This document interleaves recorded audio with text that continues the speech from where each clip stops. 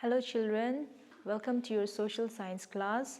Today the chapter that I'm going to explain is chapter 8, Needs and Wants. It is in page number 58 in your textbook. Chapter 8, Needs and Wants. Okay, so needs and wants, there is difference between them. Alright, needs is something that we really need for our sustenance of or for our survival, but wants means something that we only want and it may not be very important also. However, these needs are something that we really need and it is so important for our life. And like for example, you're hungry and you go out to a restaurant. So instead of asking for a rice, you ask for some junk foods or you ask for some chocolates in order to fill your stomach, right? So though your parents suggest you to have rice instead of those junk foods, you only insist, you just force them to get you some chocolates and sweets. And this is the example. The rice that your parents are suggesting you to have is the need that your body requires, whereas the wants is you are just asking for the chocolates, you're asking for the sweets because you just want them to satisfy yourself, all right? So that is the difference between needs and wants. Now there are different types of food habits, and these food habits occurs because of the environment. Maybe that is the food that is found in your locality, or maybe that's the food that is available in your area or in your state, okay? Like for example, in southern part of India, they mostly use coconut, right? Coconut for their sweet, coconut for their food, coconut for any food that they prepare, and that is because it is quite available in their state, right? Whereas when you go towards other parts of India, they mostly go for sweet stuffs and they call it sweet meats, right? Because there is it's quite famous in their place. So food habits also differs depending on the places, depending on the availability of these foods in your locality, all right? Like for example, if you go to the North India, all right, they would mostly want to have butter, chapatis, they like dal and green vegetables and cheese, etc. While you go to the South India, like I mentioned, they eat coconuts, they eat dosa, idli, sambar, okay, and these are their major foods, all right? Then coming to Nagaland, if you come to Nagaland, the people in Nagaland, they mostly eat rice. Rice for food and for morning till evening. For the meal and for the dinner, they prefer rice, right? But if you go to other parts of India, they hardly eat rice. They mostly go for chapatis and rotis, okay? So there are different food habits in India, all right? Then next is the types of farmers, all right? For this type of farmers, you have to come to, all right, I missed out the second point, sorry. That is change in food habits. Now with the passing of the years, the food habits has also changed. And how that happened? It is because of the influence of the other country. Like for example, in India earlier, as I mentioned those foods just now, the southern India, they have coconuts. In Nagaland, they used to eat rice, right? But with the influence of other countries, they also started preferring other types of food, like the junk foods. We have burgers, we have French fries, we have pizzas, right? So these all are the influences of other country, okay? So they also this change of food habits also occurs because of the migration of the people, maybe because other people from other country have come and settled in your place, so they have started you have started liking the taste of the food, or maybe because other country have visited your place and went back home and they also tried the food that you prepare at home, and this is how the food habits also change, and sometimes some of the food become so popular in other countries also, all right? And now let me come to the types of farmers. So for types of farmers, you have to turn to page number 59 and 60, we have different types of farmers. One is the big farmer, one is the marginal farmer, and one is the tenant farmer. So for big farmers, these big farmers, they have big plot of land, and this land belongs to them. So they used to do farming there, they used to do agriculture there, and sometimes they used to even employ a lot of extra people, because the people they are working under them becomes quite insufficient, becomes quite less for them. So they used to employ a lot of other people from they used to hire the people, they used to give money to them and let them work in their big fields and farms. All right, so those are big farmers. The second one is marginal farmers. Here these marginal farmers, they have a small plot of land, and normally only the family members used to work there. Sometimes maybe their relatives are also involved there, their cousins are also involved there. So depending on the size of the farming. All right, and then coming to the third type of farmers, that is tenant farmers. So these tenant farmers, they used to give rent. Okay, tenants are those people who used to give rent. Okay, so here tenant farmers, what they do, they used to go and work in someone else's farm, and instead of paying money as a rent, what they do, whatever is produced in that land, they distribute among themselves. Okay, maybe sometimes they used to give more to the owner and lesser for themselves, and sometimes more for themselves and lesser for the owner, or sometimes equally. Okay, so that is the tenant farmer. All right, now coming to point number 4, methods of irrigation. Irrigation is artificial way of supplying water to your fields and farms. Okay, so here also we have different types of irrigation. For better understanding, I would suggest you to look at the pictures. Okay, we have pictures in page number 60 and 61. All right, now the first one is canal. Here in canals, what they do, all the big rivers like river Yamuna, river Ganga, they used to make artificial channels. Okay, and by these channels they used to bring it and fix it to their fields, and that's how the river water comes to their fields and it provides water. Okay, earlier there was no water, so they used to make the artificial channels to their fields and fix it to their fields. All right, the same thing is done in Rajasthan, where they have fixed a channel from a river, and then it is providing water for cultivation of crops. All right. The second thing is wells. Here what they do, they used to dig the wells and take out the underground water, either by hand, by pulling the water with a bucket and with a rope, and they used to take this water and splash it over to the crops and paddies that they are growing. All right. And the third one is tube wells. Here tube wells, if you want to see, the image is there in page number 61 at the top. Here they used to the same thing like well, they used to dig out the water from the underground. However, here it's not like well where you can pull it by yourself, but this one, it's done by a pump. Okay, with the help of machine, they used to take out the water from underground, and then it is given out to the crops and paddies. All right. Then another system is sprinkler. This one is also there in the textbook.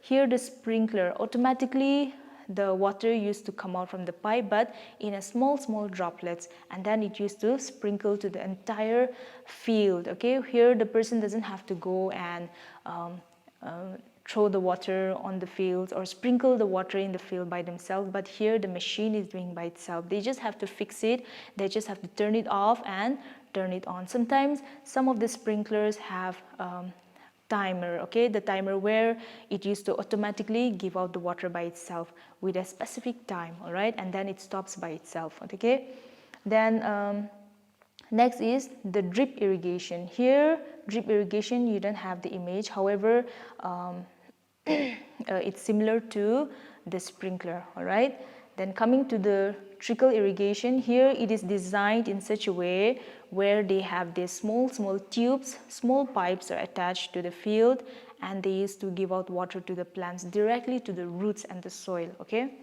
Then next one is the furrow irrigation. It's a little bit similar to trickle irrigation again. Here they have plants on one side and then water in the middle, again plants on the other side. Why they do that is because the soil can be fertile, the soil can be moisture, and then the crops and paddies can grow successfully, it can grow healthily, all right? Now coming to the next point, that is hunger and famine.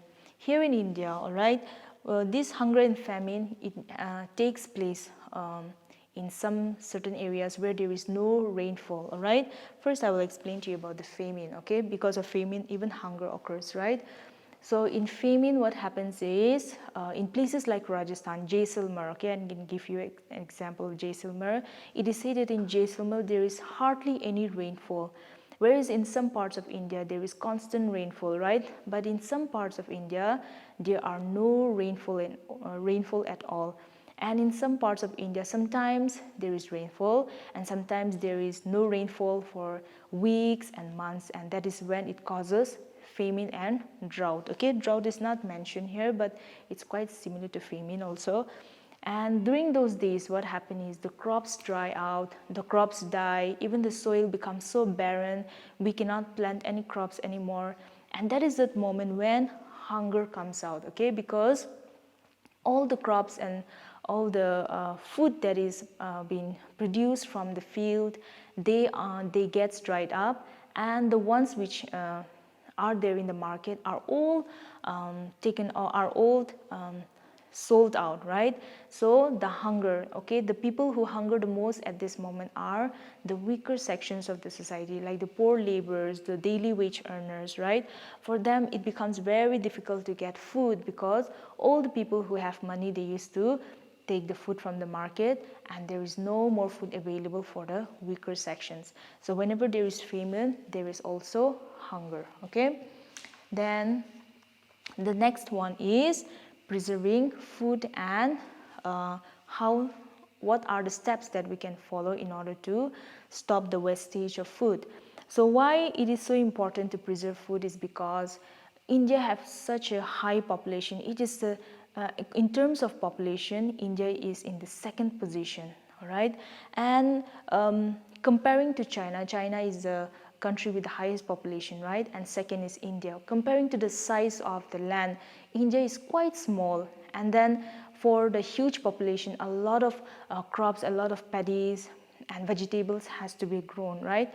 And sometimes we used to face problems like shortage of food, where in certain parts of India, the food is not available, right? So for those people who have enough food, what we need to observe is we need to save this food. We shouldn't buy so much of food where in some parts of India there is shortage, right? So in order to have equal distribution, in order to have proper distribution of food to every parts of India, we need to preserve food. We don't have to buy excess food that we do not need, okay? The extra food we should not buy, and then this will somehow help in the balancing the food distribution in the country, all right?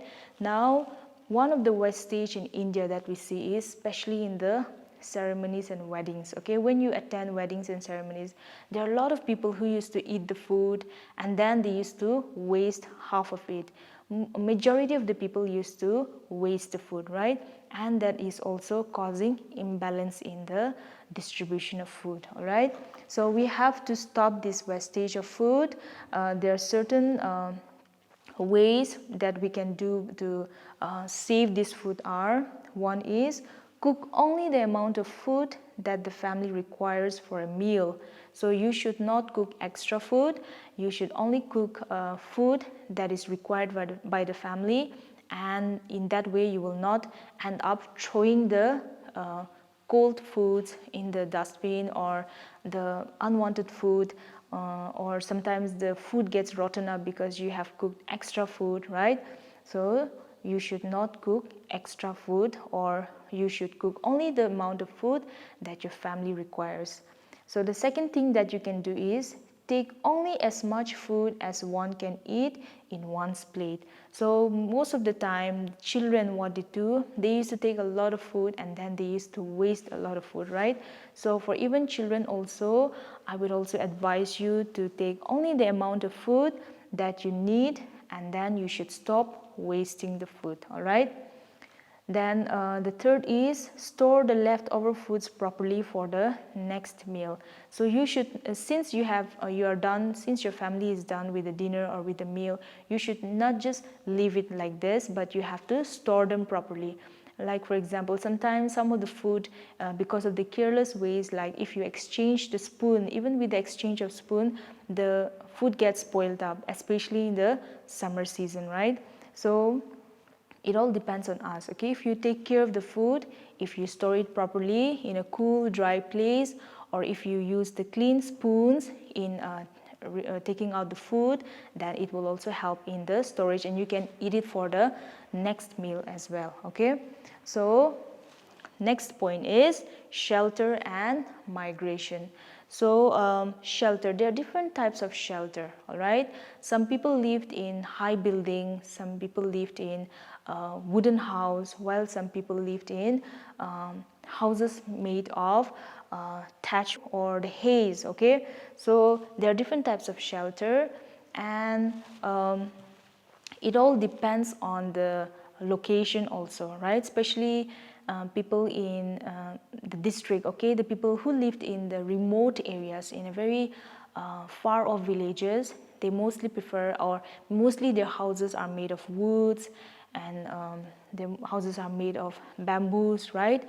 And even sometimes their houses are made of muds, okay? While people in the cities, in the towns, they prefer houses that are made of bricks and cement, and they try to make sure that their houses are very strong and that they can protect themselves from any natural calamities, right? So shelter also depend, okay?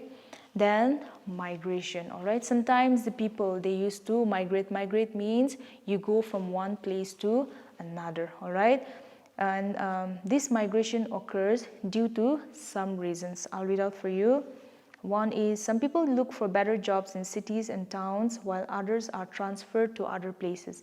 So this migration also occurs because one person is looking for another job, so he have to shift to another city, and that leads to migration. Another reason is sometimes some of the families,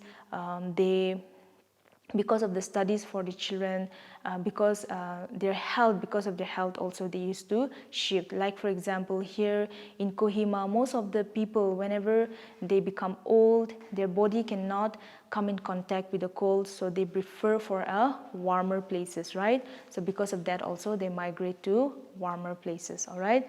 Then sometimes the natural disasters like earthquakes and floods also lead to migration. So people, in order to save themselves from areas where they are very prone to these natural disasters, they used to shift themselves so they can protect themselves, okay?